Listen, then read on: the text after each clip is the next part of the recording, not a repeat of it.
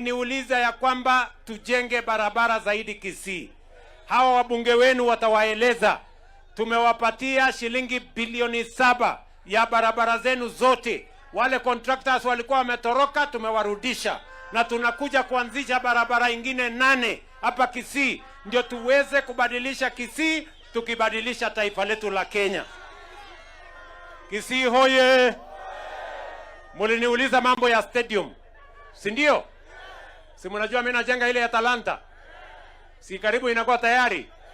Nikimaliza Talanta mimi nakuja hapa najenga hii Kisii yenu hii. Hiyo stadium ni jua kali.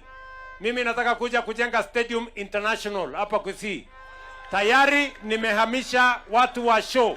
Nimeambia watu wa showground waende mahali ingine, tupanue mahali hapo, tuweke stadium ya kisasa, ndio vijana wa hapa waweze kupata mahali ya kutumia katika michezo, na nyinyi vijana wa hapa waweze kupata mahali ya kutumia katika michezo, na nyinyi vile vile muweze kutumia hiyo stadium.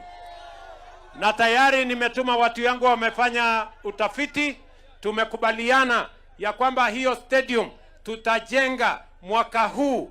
Ile maadhimisho ya Jamhuri ya mwaka huu, nyinyi watu wa Kisii mutafanyia a new stadium hapa Kisii. Nyinyi mmenisikia? Mumenielewa? Kisii hoye! Kisii hoye! Si mnajua airport yenu ilipata matatizo?